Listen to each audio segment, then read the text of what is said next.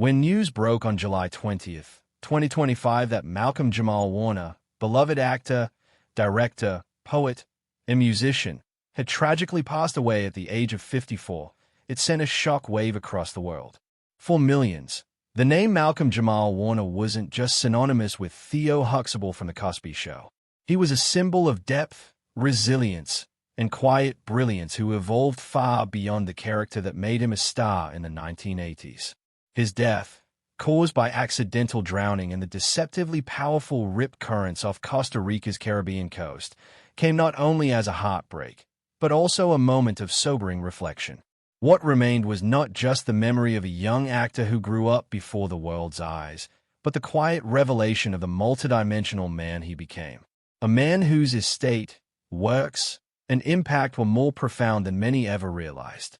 In the days following his passing, tributes flooded in from fellow actors, musicians, poets, and fans across generations. They didn't just mourn his death. They celebrated his evolution from child star to Renaissance man, from a sitcom favorite to a Grammy-winning artist and poetic voice for mental health, black culture, fatherhood, and vulnerability. Malcolm-Jamal Warner had, in his own words, spent a lifetime trying to be a good person who uses his creativity to elevate others. But what truly leaves people speechless isn't just the tragedy of his passing. It's what we learned about him after. Through interviews, unpublished works, music unreleased in his lifetime, personal letters, podcast recordings, and memories shared by those closest to him, we uncover a deeper, richer story.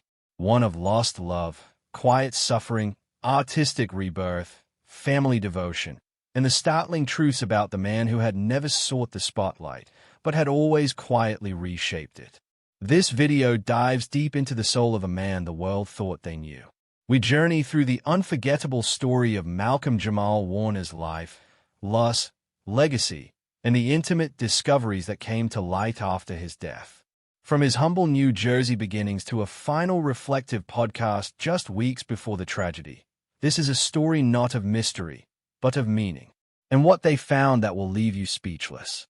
Before Malcolm-Jamal Warner would become an Emmy-nominated actor, a Grammy-winning poet, and a voice of cultural introspection, he was simply Malcolm, an only child being raised by his determined single mother in the heart of Jersey City, New Jersey. Born on August 18, 1970, Malcolm's name was a deliberate act of identity.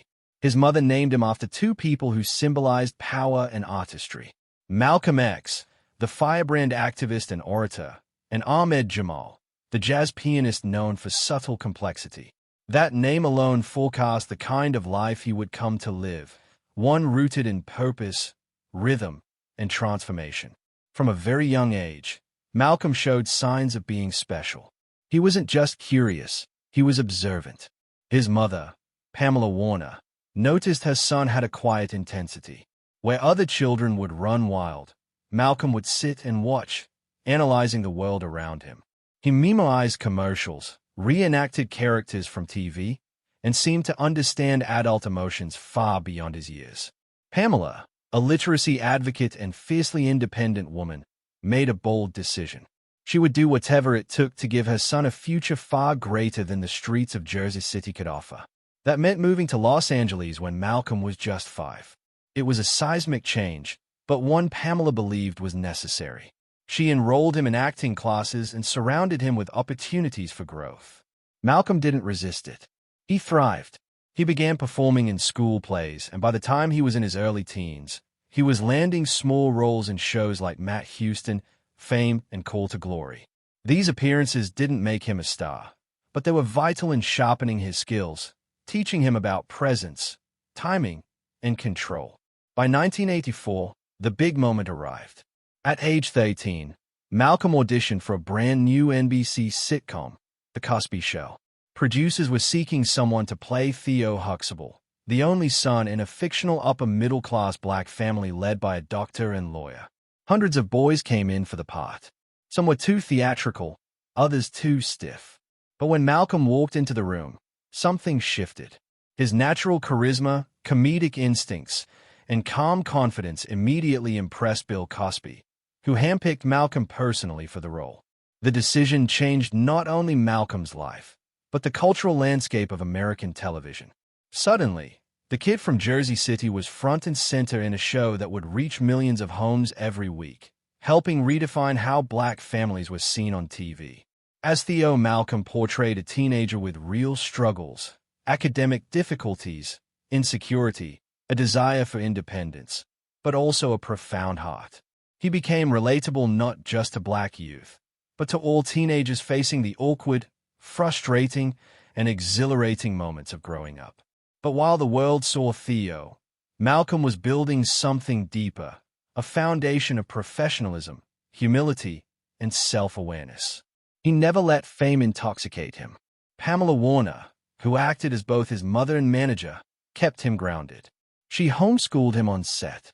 She taught him the value of saving money, staying humble, and continuing to learn. Where many child stars burned out or became casualties of success, Malcolm was being quietly prepared to outlast it all. As the Cosby Show dominated ratings and pop culture in the mid to late 80s, Malcolm remained calm under pressure. He made no tabloid headlines, threw no tantrums, and asked for no special treatment. His colleagues often said he was more mature than people twice his age. And when the show won multiple Emmys and became a cultural touchstone, Malcolm took it all in with quiet gratitude. But even as the world embraced Theo, Malcolm was slowly but surely becoming someone else. An artist who wanted to do more than just act. He wanted to direct. He wanted to write. He wanted to speak his truth, not just play a role. In hindsight, the boy from Jersey City who had memorized TV scripts on the floor of his mother's apartment was never just playing pretend. He was preparing for a lifetime of purpose. With the Cosby Show skyrocketing into the cultural stratosphere, Malcolm-Jamal Warner's face became one of the most recognizable on television. As Theo Huxtable, he helped humanize the Black American experience for audiences around the world. But behind the charm and relatability of his character, Malcolm began to sense the weight that fame carries, especially for young black performers. At just 15, Malcolm was being approached by fans everywhere, thrust into the public eye in a way few teenagers ever experience. While his castmates, including Bill Cosby and Felicia Rashad, formed a protective family around him, Malcolm faced a complex internal battle. He was grateful for the opportunity, yet quietly aware that he was being seen more for the character he played than the person he truly was. He once reflected in an interview, "Though was lovable and flawed, and people wanted me to be like him. But I was growing up in ways that Theo couldn't." It was during these years that Malcolm began writing poetry, a deeply personal escape from the scripted nature of television. His notebooks became filled with verse that explored identity, family, loss, and ambition. While others partied, he retreated to his thoughts, using poetry as both a mirror and shield. At age 17, he made a bold decision. He wanted to direct. He studied behind-the-scenes production on the Cosby Show set, watching every camera angle and edit. Eventually, Cosby gave him a shot. Warner directed episodes of the show and gained invaluable experience that would guide his creative life for decades. As the show ended in 1992, Malcolm stood at a crossroads. Fame had come early, but now what would he do with it? He chose the road less traveled, authenticity over applause. The 1990s were a time of reinvention for Warner. Many assumed he'd fade into obscurity, a common fate for child stars. But he surprised everyone by co-creating and starring in the UPN sitcom Malcolm and Eddie, 1996 to 2000, alongside comedian Eddie Griffin. The show centered around two mismatched roommates, a responsible, business-minded Malcolm and the wild, unpredictable Eddie. Their chemistry was electric, and the show became a hit within urban communities. Unlike the polished upper-middle-class world of The Cosby Show, this series had grit, slang, laughter, and edge. Warner used it as a platform to challenge stereotypes, especially the notion that former child stars couldn't evolve. But the show wasn't just acting, it was ownership. Malcolm had creative control and used the opportunity to learn more about production, screenwriting, and casting. Behind the scenes, he was building an empire of experience, all while keeping his name free from scandal. Outside of TV, he dove deeper into music. He learned bass guitar, studied at Berklee College of Music, and began performing spoken-word poetry in Los Angeles clubs. His performances weren't lighthearted. They addressed racial injustice, mental health, police brutality, and the quiet pain of being misunderstood. While his earlier fame had cast a long shadow, Malcolm was learning to shine on his own terms. Though his public image was squeaky clean, Malcolm-Jamal Warner's personal life was marked by a mix of passion and heartbreak. In the mid-1990s, he famously dated fellow child star Michelle Thomas, who played his girlfriend on The Cosby Show and later his on-screen wife on Malcolm and Eddie. Their relationship, though private, was deeply rooted in mutual respect and shared experiences. When Michelle was diagnosed with a rare form of cancer, desmoplastic small round cell tumor, Malcolm stood by her side. She passed away in 1998 at just 30 years old with Malcolm and her mother by her side. The loss devastated him. He would later describe Michelle as the love of my life and admitted in rare interviews that her death changed him profoundly. He became more introspective, more focused on spiritual health, and more driven to use his art for emotional connection. Her loss became a recurring theme in his poetry and music, a wound that never fully healed but fueled his creativity. In the years following, Malcolm kept his romantic life extremely private. Though he would later marry and have a daughter, he never sought the limelight in his personal affairs. For him, love was sacred, and loss had made him careful. In the 2000s, while Hollywood was still chasing flashy names and fast fame, Malcolm found solace in music and poetry. He formed the band Miles Long, a jazz-funk fusion group that allowed him to express his rhythm and roots in ways acting never could. His debut album, The Miles Long Mixtape, 2003, was followed by Love and Other Social Issues, 2007, a poetic exploration of Black love, identity, and injustice. Unlike most celebrity music ventures, Malcolm's work wasn't manufactured. It was soulfully raw, filled with a kind of lyrical depth that could only come from someone who'd lived, lost, and learned. He performed regularly at spoken-word events, and even founded his own poetry showcases in Los Angeles. His words weren't just lyrical, they were often political. He wrote about Trayvon Martin, about the death of his friend Michelle Thomas, about anxiety, fatherhood, and hope.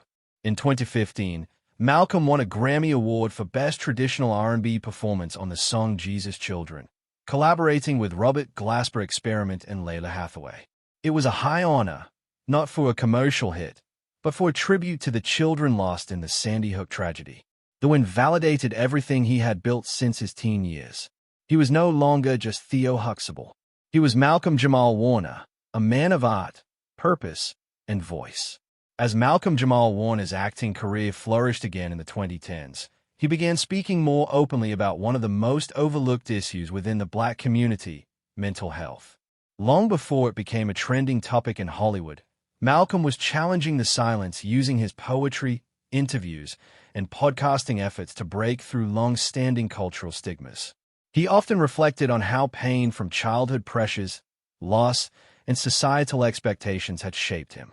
In a moving performance at a spoken-word event in 2017, he said, "They said we were strong, but never asked how tired we were from always being strong." The piece went viral within creative circles and was later published in his poetry collection, Hiding in Plain View. In 2023, he launched a podcast titled All Hood, which he described as a sanctuary for the voices we suppress. The show tackled everything from fatherhood and depression to toxic masculinity, identity crisis, and love after trauma. He invited therapists, artists, and educators, and brought an uncommon depth to every episode. Malcolm didn't want to be a celebrity host. He wanted to be a bridge. His openness about seeking therapy after the death of Michelle Thomas, navigating fame-induced anxiety, and even coping with professional rejection resonated deeply. Black men, often taught to bottle emotion, saw in Malcolm a role model for vulnerability and balance. He wasn't lecturing, he was healing out loud. Though Malcolm-Jamal Warner was deeply public through his art, he remained intensely private in his personal life. After the tragedy of Michelle Thomas's death, he refrained from discussing relationships for years. Fans speculated about various romances, but Malcolm kept his heart off social media and out of tabloids. It wasn't until 2017 that he confirmed he had quietly married and become a father to a daughter. "Fatherhood changed everything," he said in a 2022 interview. "It's made me more patient, more present, more grateful." He never disclosed his wife's name and refused to share his daughter's image online, a decision rooted in his own childhood spent under the lens of millions. He wanted to give them what he never had: anonymity, security, peace. Still, glimpses of his joy would leak through his poetry.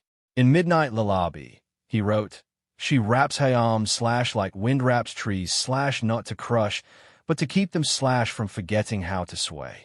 Those closest to him described him as a doting, goofy, and intensely present father. He walked away from projects that would take him overseas for too long and insisted that any set he worked on respect family time. As he grew older, Warner's legacy wasn't just his work. It was the quiet beauty of how he lived as a father and husband. By 2022, Malcolm-Jamal Warner had done what many actors never manage: a second act. But instead of chasing blockbusters, he focused on intimate creation. His final major project was a spoken-word album titled Hiding in Plain View, which earned a 2023 Grammy nomination. The title was no accident. "All my life, people saw Theo," he said in promotion for the album. But Theo was a role. Malcolm's been right here, writing, loving, grieving, growing. The album tackled decades of emotion: the pain of watching black men die on camera, the exhaustion of fame, the eternal ache of lost love, and the joy of fatherhood. It was sparse, raw, and powerful. One poem, "Time is a Liar," became an instant classic. Time heals nothing. It just teaches you how to stop picking the same wound. The project was recorded live with minimal editing and accompanied by upright bass and soft piano. Warner's voice, aged rich, contemplative, commanded the room like a jazz solo. It was his soul on vinyl. Critics hailed it as Malcolm's masterwork. And while he didn't win the Grammy in 2023, he called the nomination the win I never expected but always needed. He was preparing to tour small venues in 2025 to bring the poems to intimate stages across the U.S. He would never get the chance. In early July 2025, Malcolm-Jamal Warner traveled to Costa Rica for a short vacation. Close friends say he had just finished recording Season 2 of All Hood, had turned down a film role to spend time with his wife and daughter, and was planning a poetry tour titled Black Voice Bay Soul. He chose Costa Rica for its beaches, tranquility, and disconnect from celebrity noise. He stayed in Puerto Viejo to Talamanca, a serene town on the country's Caribbean coast known for Afro-Caribbean culture and breathtaking surf.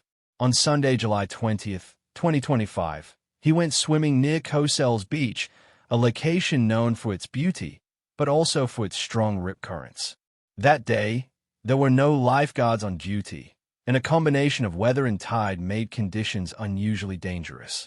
Around 2:40 p.m., witnesses say they saw Warner waving for help. Locals and bystanders rushed in, pulling him from the water with assistance from the Costa Rica Red Cross. Despite efforts to resuscitate him, Malcolm was pronounced dead at the scene at 3:22 p.m. He had died from asphyxia by submersion. He was just 54 years old. The news hit with the force of a tsunami. Social media erupted in disbelief. Headlines blazed across networks.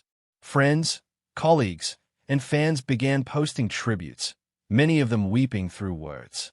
The boy America had watched grow up was gone, and what followed next was as moving as it was devastating.